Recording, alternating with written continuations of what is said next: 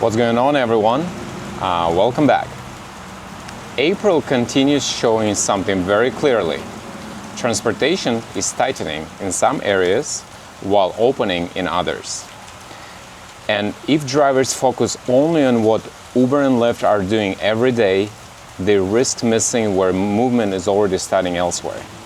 So today, I want to touch on both. What is getting tighter and where real opportunities are quietly appearing. Let's start with something practical. Large sporting events continue creating transportation demand that many drivers still underestimate. And this opportunity is not only for full-time rideshare drivers. It can also make sense for drivers who currently don't have access to a vehicle, or drivers whose cars are in maintenance or future repairs. Veterans, retirees, or simply someone who needs structured, short-term income. Because event transportation offers something rideshare often doesn't. Structured shifts and more predictable earnings. Companies like H2 Event Group continue expanding driver pools because major event logistics require reliability. I'll post their application link in the comments for anyone interested. I personally completed their background process and will also be working this event myself. And one thing many drivers may find interesting, black SUVs and sprinters are actively utilizing this temp job. So for drivers who want to experience executive transportation, this is also a strong way to see how luxury passenger movement operates during large-scale events. For some drivers, this can be a first real look beyond standard rideshare. At the same time, Uber and Lyft continue tightening margins while celebrating scale. Uber talks openly now about operating with more than 10 million drivers globally, but on the ground, what drivers continue seeing is something very different. Many fare offers now come in at levels that are simply difficult to justify. Drivers continue sharing offers that are well below $1 per mile. And for many trips, once fuel, maintenance, tolls, and time are considered, those numbers become even harder to defend. At the same time, suspensions and deactivations continue, and often drivers still do not receive clear explanations. Fuel also remains expensive, yet no meaningful fuel adjustment exists. So while the companies continue reporting strong performance, many drivers are absorbing tighter economics every day. Growth at scale does not automatically improve driver conditions. Another important shift, Uber and Lyft shuttle services are now active in the Boston area, and specifically in Logan Airport, going to Boston and Cambridge.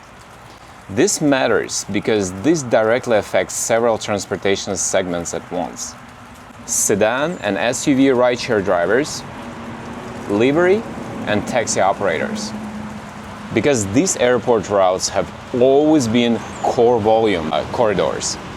Now platforms are testing group movement on routes that traditionally supported individual rides. This means higher passenger density, but fewer separate ride opportunities. And when platforms test this, they're testing future efficiency. Drivers and operators should pay close attention to that, because shuttle logic changes how airport economics work. Another local update: food delivery drivers in Boston are now required to maintain permit compliance. And honestly, many of Uber, Lyft, and professional Boston drivers group members will probably welcome this, because one thing many drivers continue mentioning is frustration around scooters operating aggressively while delivering food. So increased regulation here will likely be seen positively by many. At the same time, this shows something broader. Cities are increasing oversight across transportation categories. Passenger movement, food delivery, curb activity, everything is becoming more regulated. and that trend will continue. On a different note, autonomous transportation also continues moving forward. And here it is important to separate concept from deployment. Cybercab by Tesla is built around a very aggressive concept, right? No steering wheel, no pedals, two-seat architecture, and a heavy dependence on camera-based vision. It is designed entirely around future autonomy. Waymo, at the same time, currently operates modified Jaguar I-Pace vehicles. Those cars use LiDAR, radar, and cameras. That means Waymo relies on multiple overlapping sensing systems, while Tesla relies much more heavily on camera interpretation. So technically, Cybercab is a clean future vision. Waymo Jaguars are current layer deployment. One is designed for what Tesla believes will work.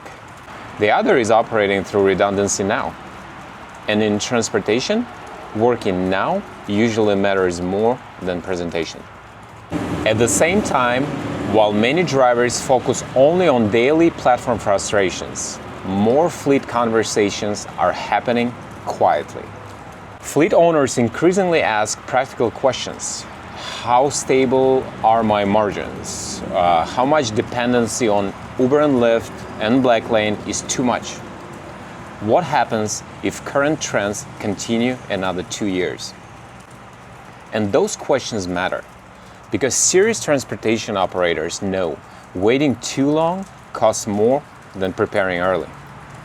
So for fleets who want to understand what we're quietly building and explore how it may fit business potential, reach out directly to email@bostondriver.com. We are keeping these conversations selective, but serious operators are welcome to connect. Sometimes the most important moves begin quietly. April is showing two realities at once. Pressure is increasing, but openings are also visible if you know where to look. That is where serious drivers and serious fleets should focus now. Thanks everyone, and I will see you in May.